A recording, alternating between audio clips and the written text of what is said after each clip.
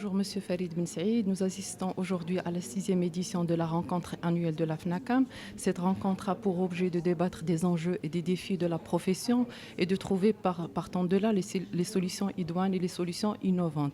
Cette rencontre se veut également une occasion pour parler des défis de la digitalisation pour le secteur des assurances et des agents et courtiers d'assurance. Donc, ma première question à vous, Monsieur Ben Saïd, en tant que président de la FNACAM, c'est par rapport aux distorsions que connaît le secteur des agents et courtiers d'assurance. Quelles sont les actions que met la FNACAM pour soutenir justement les agents et courtiers qui n'arrivent pas à joindre les deux bouts? Alors justement, le rôle de la FNACAM, c'est de défendre les agents et courtiers, quelle que soit leur taille, pour passer à travers cette situation qui est d'abord économique, puisqu'on vient après une période Covid, il y a la sécheresse, il y a un certain nombre il y a l'inflation qui vient aujourd'hui avec la guerre en Ukraine, impacter pas mal d'entreprises, donc les intermédiaires. Donc nous sommes en train de nous battre pour essayer de trouver des solutions de manière globale.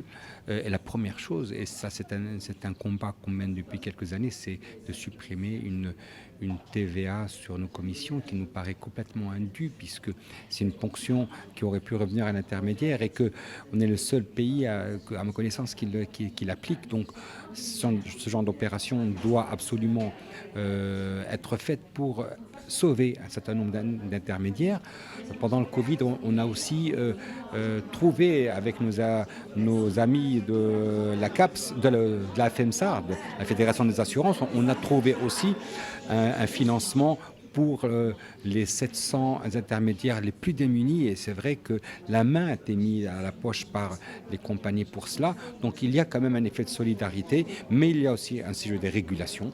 Il faut qu'on ait, je pense, trop d'intermédiaires, parce qu'il y a eu une course effrénée un peu pour avoir chez les compagnies des agents, ce qui fait qu'aujourd'hui, il y a une difficulté pour un bon nombre d'entre eux, les chiffres le montrent. C'est pour ça que la FNACAM se mobilise pour tout le monde, pour essayer d'éviter la catastrophe pour certains d'entre eux. Vous avez parlé de la TVA supportée indûment par les agents et courtiers d'assurance. On parle de la taxe sur la taxe.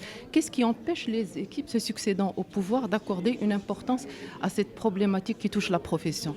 Alors, il y a une discussion constructive avec la DGI, depuis maintenant quelques années. Il y a une compréhension, et lors d'une de nos journées, il y a même un responsable qui a dit oui, cette taxe logiquement ne devrait pas être là, mais après derrière il y a un processus de vote au niveau des chambres, au niveau du budget dont il faut tenir compte, et sur lequel on doit à un moment ou à un autre comprendre que c'est quand même 2000 entreprises et des dizaines de milliers de familles qui sont en danger.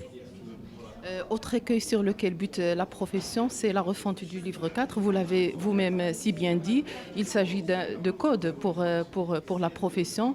D'après vous, qu'est-ce qui empêche ce livre 4 de sortir du circuit législatif? Alors, c'est vrai qu'il y a une lenteur dans la sortie du livre 4 et que l'autorité de contrôle, la CAPS, travaille dessus. Nous-mêmes sommes partie prenante sur le volet de la distribution, parce qu'il y a des choses qui ont été évoluées depuis le moment où il était en projet, ne serait-ce que le volet digital. Mais là, il y a au niveau réglementaire, au niveau des autorités, vraiment un devoir de prise de conscience, d'accélérer la chose. C'est comme si on roule dans une route avec un code de la route qui est obsolète. Un autre problème, et pas des moindres, est celui des créances entre les intermédiaires et les compagnies d'assurance. C'est vraiment une pomme de discorde entre les compagnies et les intermédiaires. La CAP s'est engagée l'année dernière à régler définitivement ce problème. Si j'ai bien compris, ce n'est pas encore réglé. Est-ce que vous pouvez nous dire un mot là-dessus? Alors ce n'est pas à la CAPS de régler ce problème des impayés. D'abord, c'est le problème de discussion entre les intermédiaires et les compagnies d'assurance. Il y a, comme je le disais tout à l'heure, un sujet du passé qu'il faut absolument absorber. Ça ne veut pas dire qu'il faut effacer n'importe quoi, n'importe quand, mais il y a vraiment des dettes qu'il faut revoir au niveau des compagnies d'assurance. Quand un intermédiaire n'a pas touché, et il peut le prouver, une prime d'assurance, comment voulez-vous le pénaliser à payer 10 fois son chiffre d'affaires? Ce n'est pas possible. Donc il faut s'asseoir, et c'est pour ça qu'on a mis en place une commission paritaire entre la FEMSAR et la FNACAM sur le sujet particulièrement des impayés antérieurs. Une dernière question sur la digitalisation de l'attestation automobile. Un mot là-dessus, la portée de cette attestation. Alors, on attend avec impatience la digitalisation de l'attestation automobile, mais pas que ça. Et ça doit aller de bout en bout.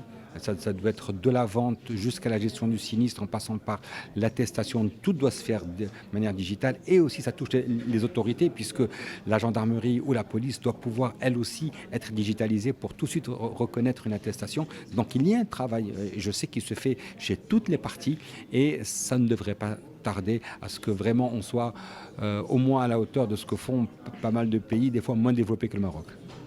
Très bien, merci beaucoup Monsieur Ben Saïd pour vos réponses. Je rappelle Monsieur Ben Saïd, vous êtes président de la FNACAM. Pour suivre toute l'actualité d'EcoActu.ma, inscrivez-vous sur notre chaîne YouTube et rejoignez notre communauté sur Facebook et sur les autres réseaux sociaux.